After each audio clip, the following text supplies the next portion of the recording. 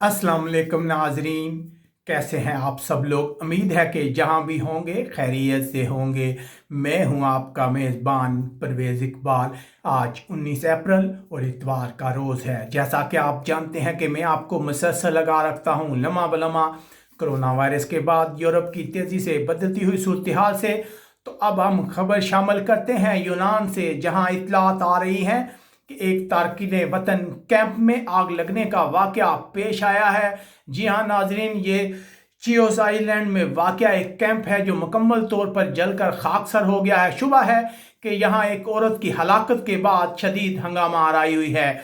ये सब कुछ हम आपको बताएंगे तफसील के साथ, लेकिन सबसे पहले आप लोगों से गुजारिश करते हैं कि अगर आपने अभी तक हमारे चैनल को सब्सक्राइब नहीं किया तो सब्सक्राइब कर लें। जी हाँ नाजरीन, जैसा कि कोरोना वायरस की वजह से पूरा यूरोप परेशान है, तो अब यूनान में भी एक ऐसी ही सूरत का सामना करना पड़ रहा है।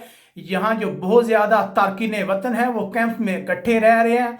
अब खबर आ रही है कि इन कैंप में से एक में एक इराकी औरत की हलाकत के बाद शदीद हंगामा आराई शुरू हो गई है। खदशा है कि इस औरत की मौत कोरोना वायरस की वजह से हुई है। इससे पहले हकाम ने इस औरत का टेस्ट किया था, उनका कहना था कि इसमें कोरोना वायरस नहीं है, लेकिन कुछ दिन बाद इस औरत की मौत वाकया हो गई, जिसके बाद तारकिन वतन जो है वो बहुत ज़्यादा गुस्से में आ गए। उन्होंने कैंप को आग लगा दी, जिसके बाद जो इतलात हम तक आ रही हैं, जो बैनुल-अक़वामी मीडिया रिपोर्ट कर रहा है, ये कैंप जो है मुकम्मल तौर पर जलकर खाकसर हो गए हैं।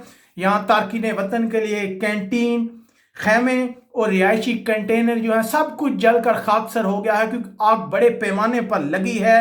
हकाम जो है उन्होंने तहकीकात का आगाज कर दिया। हकाम का कहना है कि इस वाक़े में कोई शख्स जख्मी नहीं हुआ, लेकिन कहा जा रहा है कि ये कैंप जो है इसमें आग लगने का वाकया सिर्फ उस औरत की वजह से पेश आया जिसकी मौत हुई है, क्योंकि यहाँ पर रहने वाले तारकिन वतन जो है उनमें शदीद गुस्सा था। उनका कहना था कि यूनान के हकाम उन्हें कोरोना वायरस से बचाने के लिए कुछ नहीं कर रहे, उनके टेस्ट नहीं किए जा रहे, जिसके बाद ये हंगामा आराई जो है शुरू हुई थी। इसके बाद हम आपको बताते चलें कि यूनान में जो कैंप्स हैं वहाँ बहुत ज़्यादा तारकिन वतन जो इकट्ठे रह रहे हैं, वो अक्सर इस खदशे का इजहार करते हैं कि कोरोना वायरस की वजह से उनकी जानों को शदीद खतरा है। अब तक इतलात के मुताबिक तकरीबन 2 अफगानियों और एक इराकी शहरी को हिरासत में ले लिया गया है। पुलिस मुकम्मल तहकीकात कर रही है, उसके बाद ही पता चल सकेगा कि आग लगने की क्या वजह है। लेकिन अब तक जो बैनुल-अक़वामी मीडिया रिपोर्ट कर रहा है उसके मुताबिक खदशा है कि यह आग यहाँ रहने वाले तारकिन वतन ने ही लगाई थी, क्योंकि वो बहुत ज़्यादा परेशान थे। याद रहे